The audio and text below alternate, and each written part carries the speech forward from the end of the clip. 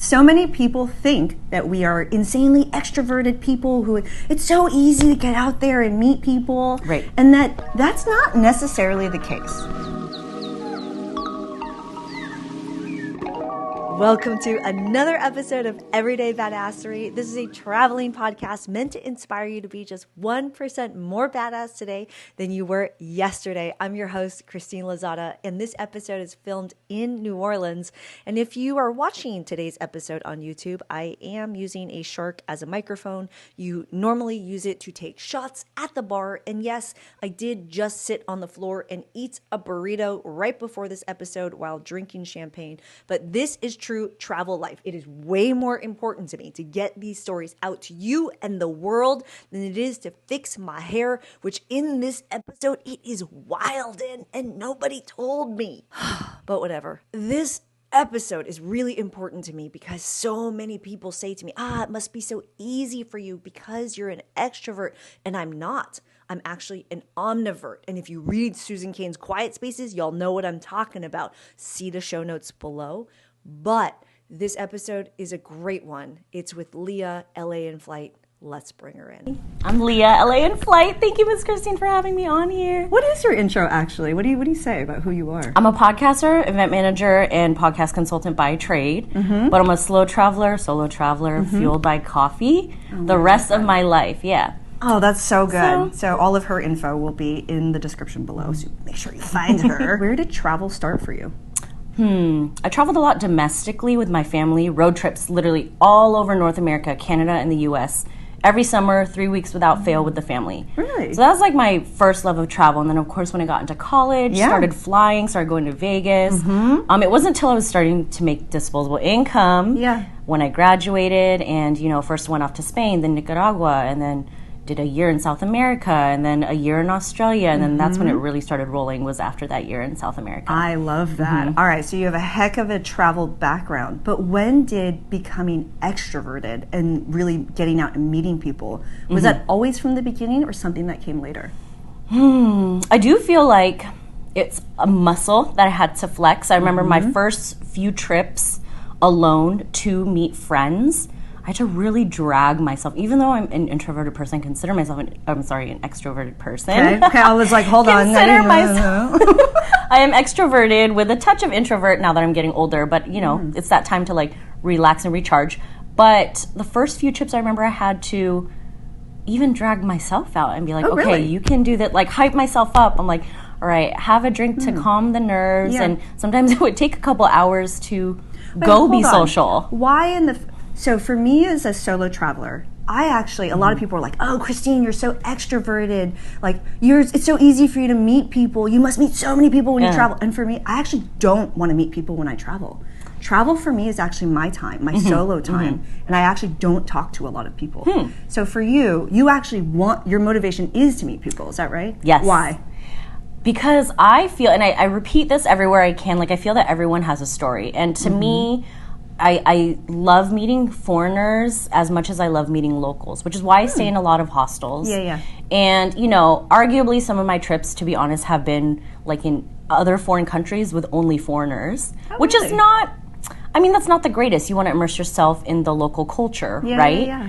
But I have made that mistake a few times, and it's not something I'm like ashamed nor proud of. It's just something that I recognize and take for the next trip and say, okay, next time immerse yourself a little bit more into the culture, meet more locals, and don't just stay with other English speakers, essentially. Well, which, especially with hostel life, there's a lot of times, actually this is an assumption on my part, just as someone as an outsider, I have not stayed at a hostel yet. This is an outsider looking in. It seems like a lot of people who do the hostel life don't necessarily get outside of that and don't meet the locals that are there. But at the same time, it's not easy to always meet the locals. It's not, especially when there's a language barrier, right? So it's easier to stay with people who speak your language. I'm curious because it's not always balloons and flowers and rainbows meeting people on the road. No. And putting yourself out there can have a lot of good, which we'll get into. But I'm curious about a time in which it didn't go your way, or it was not necessarily the best thing to put yourself out there and meet others. Any time is a good time to put yourself out there and meet others. Where it's backfired on me that has been more often than you would think, but you just kind of have to take the rejection and use it as fuel. And remember that you're not everyone's cup of tea. Everyone is not going to like everyone. That's not how the world works, right? But if you're a good person, you're a kind person, you do no harm, do no evil, you know, you can get along well in life. But specific times, I mean, there have been plenty of times in a hostel where I'll try to strike up a conversation with someone, and you also don't know what's going on their end. Oh, that's so true. You have no, you do not some know. people have just found out about maybe a death back home or something, money problems back home, something like that, or, you know, their flight got canceled, they don't have money to buy a meal, blah, blah, blah. All different types of situations, so try to be cognizant of that. But there are plenty of times where I've gone up to people and, you know, you can just tell they're not in the mood. After a few seconds, you can just tell, like, all right, this person clearly doesn't want to have a conversation. And that's one of those things. So for somebody who's listening to this, who's like, oh man, it's so hard to put myself out there. I don't really know how to do it, and I don't want to be rejected. We are rejected all the time. All the time. There are so many times where...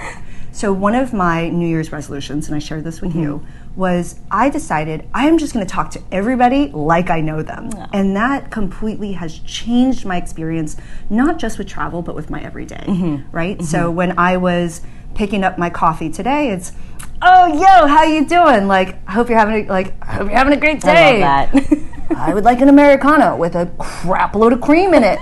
And it opens people up to you in a new way, where they might offer something. Oh my gosh, like, you want to know what my favorite thing to have with Americano is? It's blah, blah, blah. Or maybe he sells that breakfast sandwich to anybody. But I got one in the bag literally right there. Eating that afterwards. She sold it to you, yeah. But it invites conversation. And the other thing is when you put that energy out, other people pick up on it in the room. And so others that might want to have a conversation with you might be open to approaching you as well. 100%. And that doesn't happen all the time. And so as I put myself out to the world in that way, a lot of times, you don't know what people are going through. And some people are just like, I have no desire to talk to you. And that's perfectly fine. Yep. I was going to say another thing that I have to remember often is that think of all the times you've actually rejected people too. Yes, absolutely. It's a lot. Just kidding. It's like the tables are turned. Sometimes the tables are turned. You know, it's like, oh, I'm not really vibing with this person. It's like you have to kind of humble yourself and be like, oh, wait, what about the times where whether you're not vibing with someone or you're just not in the mood in that moment? Yes. We're not always at 100%. We don't always feel like having a conversation. Even the extroverts, not always at 100%. And actually, hold on, this brings up a really important topic, which the whole reason why we're doing this, and make sure you watch the other video, link in the description below, check the show notes, is because I got the opportunity to host you. And what was the title of your event? It was Getting Out and Meeting People on the Road, presented to the Nomadic Network. Yes, which was a fantastic and well-attended, and the chat was fire event, and it was so much fun to host that. So make sure you check that in the show notes. But one thing that was fascinating to me, this is a topic that is so natural to you. How did you feel going into the presentation? I love that I can express my concerns with you because, not even kidding, I was fighting for my life beforehand, nervous, basically crying, sweating, and I was like, why am I so nervous? Because I'm a TNN host like Christine. Yes. So Leah has hosted so many of these events. You're a podcaster, you are an extroverted person, and she was nervous to do this event. And when I signed on early for the meeting to prepare everything before we got started, I was like, girl, I can't believe you're nervous. So nervous. But it's so important to know that because as an extroverted person, sometimes we just are that way. And so if you are ever feeling like, I'm nervous about putting myself out there, it's hard. Yeah, it's hard for everybody. Absolutely. Even the person putting on the presentation about the damn thing. And you did an awesome job. There were so many great tools and resources and ideas to put yourself out there. And part of this podcast episode is about showing you the behind the scenes of it's not easy. And one of the things that I think is really important is not only is it not easy, it's not easy if you're not constantly practicing. Yes. In other words, in my opinion, confidence is not something you're born with. It's not something you have. It's something that you gain over time, and you have to, just like a muscle, practice and flex that muscle. Otherwise, it goes away. Yep. It goes away. Yep, absolutely. And hold on, let me ask you if you have a tip. So do you have a tip for somebody who might not feel like it's not easy for them to put themselves out there and meet people, What's like a good tip for them to get started?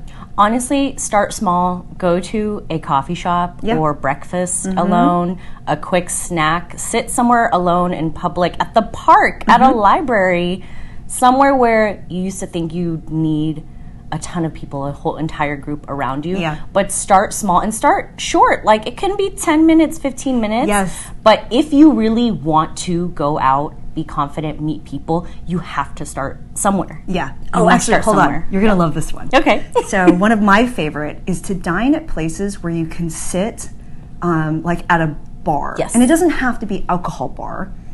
Although I do love alcohol bars. Right, that's a different setting. An alcohol bar can be a different setting where people want to meet you in a different way, which you may not want. But if you just want to talk to everyday people, one of my favorites is going to somewhere like Momofuku in New York, where you sit at the bar where everyone's in these single seats dining alone. And it's so easy because, especially there, you are dining this close to people. And it's so easy to strike up a conversation. And one of the times I went to New York, my first times in New York, I was dining at Momofuku Noodle Bar, and I sat next to this guy. His name was Adam, and he saw me like looking through the Google map of like the places I wanted to go to, and he just kind of glanced and he was like, "Do you want some? Are you visiting? Do you want some recommendations?" Love that. And we spent the entire meal with him giving me recommendations. I just got goosebumps. We spent the next 7 years staying in touch because I went to every single spot that he suggested. The nicest guy. I love I stayed in touch with him over social media. Never saw him again, but he had the best list because he had lived in New York for over 10 years. Yeah. And so it was amazing. And it was a great way to meet people. So start Absolutely. small. It doesn't have to be I'm going to go do this crazy solo trip abroad and meet all these people. Like, that's a lot. And that's hard to do first thing. It is. It's hard. Start small. Start in your backyard. 100%. Start at home. Yes. Start out. Even like, I feel that, because I never used to do this pre-pandemic, to be honest.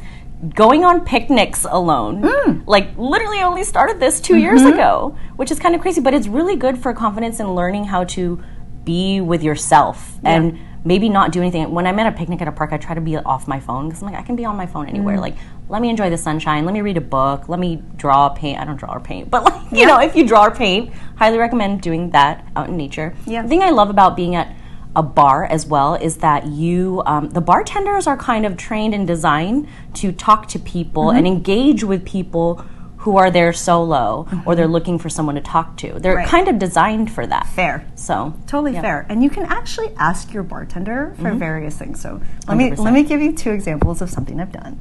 One is I have been out and there are times where I don't want to talk to people.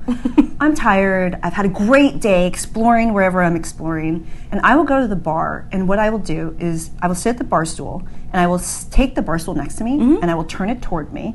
And I will put my jacket on it, and then I will order my drink, and then I will order a second drink, whether it's a water, and I ask them to put it in like a rocks glass, and I put a napkin over it. So it looks like someone's sitting there. Whoa. Which means, if you want to come talk to me, you will know that somebody is coming any second, and so this is not going to be a long conversation. Yeah. In other words, it's a kind block, so people will not come talk to me. That is very nice of you. And on the other, the other thing I will do is if I don't do that, but I'm not feeling in the mood to meet someone, I will tell the bartender anytime somebody wants to buy me a drink or wants to do a shot with me, charge them for the drink, but pour me water. Yeah, wow. How many people are you getting to buy you shots? Let's not talk about that. That's so funny. Well, on the other hand, though, it's interesting because I know that obviously body language says so much. Yes. So when I do want to talk to people, which I'd say is probably 60% of the time at bars, a little more than half, right? 3/4 of the time, I turn my body. I would have thought you would say 100% of the time. It isn't, because sometimes I just want to be alone in my thoughts. I just want to drink by myself. Yeah, that. Or I do just want to talk to the bartender, because the bartender, like, their first job is serving drinks. Their second job is engaging with the people, right? So it's like, I just kind of want to sit alone in my thoughts. Like, it's weird. There are times where I want to be in a crowd, but I don't want to interact with the crowd. I like that. I just want to be alone together. Alone with people. Which is why I think I do so well in cities and do so groups sometimes, because I can be alone, but with others. Because as an extrovert, you get your energy from other people. So it's almost like I'm kind of charging in the middle of a crowd, and then, okay, give me 5 minutes and I can be social again. So it's kind of rare that I walk away and I'm like, all right, like, I don't want to be around all these people, blah, blah, blah, you know. Yeah. But sometimes I'm not in the thick of it and not myself being part of, you know, the crowd. So I love that. But yeah, a lot of times I'll open my body language up and sit. It's funny because when you're saying I sit sideways, it's like, oh yeah, I sit sideways to welcome people. You're like, I sit sideways and block off the chair. I'm like, oh, okay, well, that's different from what I was going to say. But I sit sideways and like, yeah, talk, you know, because if your body language is open, more people are like approaching. Whereas I've sat at the bar before and I've been like straight ahead, closed off. It's true. Kind not head down, but you know, like this very signifies like this is my box. Yeah. Don't come in it. So And again, going back to starting small, it could be while you're out, read a room, look around, spend time looking up, remove the headphones, stop staring at your phone, and just glance around the room. And who do you see there that are open, and who looks approachable versus who's not? And which one do you want to be? It doesn't even have to be, and go approach them. It can just be, who do you want to be, right? Do they have the body language that you want to have? Can you mirror that, etc.? Okay, let's talk about a magical experience. Oh, okay. Tell me about a time that by putting yourself out there and meeting new people, something beautiful has happened. Girl, 2 of my best friends in my life, I've met them by going up to them and be like, hi, I've heard a lot about you. I'm Leah. Oh my absolute best friends. One of them in college, she had we were in this super nerdy but incredible marketing organization in school.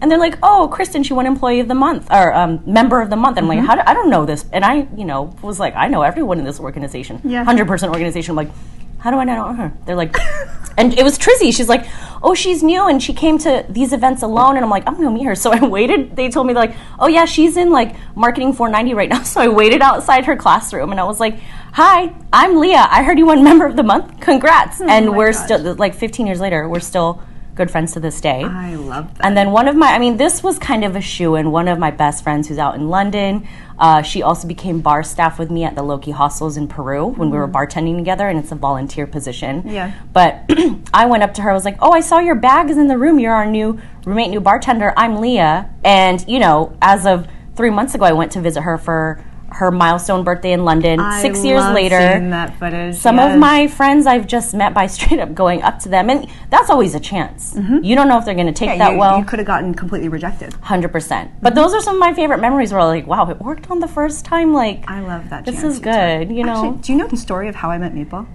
I met Meatball in actually the number one place you're not supposed to meet people, which is on a cruise. You're not supposed to meet your significant other or whomever on a cruise. And we were at a headphones party. A headphones party, if you don't know what it is, silent disco. Silent disco. There's headphones, and everyone's listening to one, sometimes in this instance, 2 different DJs. And you can see by the color of your headphones which DJ you're listening to. And he and I were always listening to the same ones throughout the night. And music to me is everything. Yeah. And for every super obscure hip hop song that would come on, he was always singing the lyrics perfectly verbatim. And a whole night went by, like I'm talking 5 hours, and I never talked to him, I never approached him, I never danced with him, nothing. At the end of the night, I had the best time, and I felt so frustrated because I needed to know why he knew the lyrics, and I walked up to him, ripped off his headphones, and I was like, sit down and tell me why you know all the lyrics to all my favorite obscure hip-hop songs. I love that. And that was a chance, but I really wanted to know that answer. And that began my relationship with Meatball. It's also because he's a DJ, and I was like, oh, that's annoying. I can so see you going, when you told me this story, I saw you in my head going up and be like, why do you know the songs that I do? I was like, this is so Christine. That's exactly how it went down. Hurry, tell me, because I need to leave. I gotta go to bed. I need to drink water, go to bed. Did you say you were only 2 on the dance floor, right? No. No. There was a million. How magical would that have been? No, absolutely not. I didn't even dance with him. Oh, I danced with him after I had asked. No. Tell me a recent time that you had to get out of your comfort zone. I'll tell you mine first. Yes. A recent time I had to get out of my comfort zone. Right now, we are at Wonderful's Wonderfest, but last week I was traveling in Portland, Oregon for Women's Travel Fest, an all-women travel conference. Fantastic. What was so awesome, but also equally uncomfortable for me, I don't think I told you the story, is we have been in a time in which people have been online. People have been connecting on social media. And I was so excited to finally meet so many people, which was fantastic. But what I didn't realize was by putting myself out to the world, my messages around travel, drones, badassery, etc., I didn't realize how many people have been on the other side watching.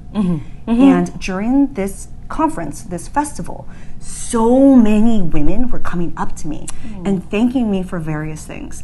I bought my drone because of you. Your podcast has helped me to break up with my significant other, that's whatever it might be, move on with my need. life. And so many of them approached me, thanked me, or were excited to finally meet me, or were asking me if they could take a picture with me. That's so sweet, though. It really is. But for me, it was really awesome, but it was very uncomfortable because it was like, so many people know me so intimately. How much do you know about me and Leah after listening or watching this podcast episode? You know us and some of our fears and our vulnerabilities very intimately. But for you, and please comment below with how this podcast is affecting you, because we don't know anything about you. And so for me to be at this travel festival, having so many people know me intimately, and be able to have these stories around why it's impacted them and that piece of content, and I don't know anything about them, was both phenomenal, magical, amazing, and very uncomfortable for me. Yes, I could see that. I love it. That's awesome. When were you uncomfortable? Okay, so I was thinking of two situations, but the one that stood out to me the most was I was in London in November working remotely, celebrating one of my best friend's birthdays, and I got to meet up with a ton of friends that came out from outside of London into town, which was so sweet. That's nice. You know, I didn't have transportation, so they came out to me. One of them was a friend who I had a fiery connection with about 5-6 years ago in Colombia, and he is, you know, an England native. So we hadn't seen, and he's not on social media. So all of our catching up is via WhatsApp. And he's like, oh, come out to the pub with my friends and I. And I'm like, I haven't seen this guy in 6 years. We barely keep in touch. It's very sporadic. But I was like, you know what? Like, we had a really good time. We hiked Guatapé in Medellin, Colombia. This Guatapé is amazing. Like absolutely stunning. And we had a fun day, like eating popsicles. We took a beer to the top, counting the steps. Like, it was very random, but we had a great connection. Like, we hit it off right away. And so I went out with him and my friends, and I was like, what are we going to talk about after 6 years? Like, he went to grad school in the U.S., so we got to talk about like the cultural differences, which was great. But me, it was interesting because I had to basically get an Uber to outside of London, so paying for that, getting ready for that, taking the time to go out there. So the whole ride out there, I was like kind of brainstorming ideas of what we could talk about. Luckily, we played pool at the pub and like tried different drinks, and he made fun of me for ordering a hot toddy the second I walked in. Pause. Extroverted Leah is like brainstorming topics of things to talk about, and is having a little bit of anxiety while riding in the Uber. I would never have guessed you would feel that way. Yeah, it was intense because I was like, well, you know, if this doesn't pan out, like a fun night meeting new people plus reconnecting with him, I can always Uber home. Yeah. You know? And how'd it go? Did he reject you? It was amazing. No, absolutely not. He was so sweet, and it was interesting how much we had grown. Like, he's training and studying to become a doctor. So it's interesting how much we've grown, and my career had changed, you know, twice since then. And we're both like traveling and carefree. And so he was back in England, kind of posted up, and you know, I was back in LA, and it was scary. And I don't know any of his friends. I only knew him and hung out with him for a day. So that was really, I was like putting myself out there, but I was like, I'm in London for 2 weeks, and I'm like seizing every opportunity I can get to connect with the people here, friends or old friends, you know? So hell yeah. For somebody who's listening or watching this podcast episode, what would you want them to take away from your story? I would say, to be honest, you don't always have to want to go out there and make friends. There are times where you want to keep to yourself, and I get that. My presentation was for those people who want to shift into that mindset and go out there and meet people or become better at it. But like I said earlier, start small. Remember that, you know, rejection is absolutely normal, and trust your gut. Take care of yourself, you know, stay as safe as possible, but trust your gut. If you don't feel like it's the right situation, then you can bounce also. So, and by putting yourself out there to the world, so many beautiful things, your best friends, my meatball boyfriend, can happen. You know, I heard actually an interesting statistic years ago, because I had a friend who was the opposite of me, where I am open to opportunities, and she's very closed off to opportunities. And the people who are open to opportunities honestly get like 50 to 70% more of what they want in life than those people people who are no people. Do you see my eyeballs right now? Isn't that crazy though? It's like, and you think about it, you let that sink in for a minute, you're like, you're right, actually. How is the world supposed to know that you want something if you're not putting yourself out to the world or asking for it? That's a big thing. Asking for it. The answer is always going to be no if you do not ask. Absolutely. Oh, power. Key. Are you a badass? Major key. I am a badass because I know Christine thinks I'm a badass. So I am. Yes. Thank you. Prior to knowing that I thought you were a badass, why do you think you're a badass? Oh, you know, I feel like I've taken a lot of risks with career and travel in my life. And because I work hard and try to make the best connections and relationships that I can, whether that's personal, romantic, professional, all those types of relationships, I feel that when I want my way, I can get it. Yes. But it has to be a combination of working hard, doing right, and putting yourself out there, having that confidence. Hell yeah. And where can people find you? People can find me LA in Flight everywhere. Everywhere you can think of. Ticket to Anywhere podcast is my podcast. We featured Christine on there just a few months ago. Ticket #2 Anywhere podcast. That's on YouTube, anywhere you can listen. And I am LA, like in Los Angeles, LA in Flight on every single social media platform you can find. Hell yeah. I think you can see why I love Leah. Make sure you follow her. Her info is in the show notes below, as well as her podcast and the episode that I am on. Make sure you download your free badassery journal to journal along with us as you're listening. I'm Christine Lozada. I'm your host. I'm here every week. Go forth, be badass. We'll see you in the next one. Ciao.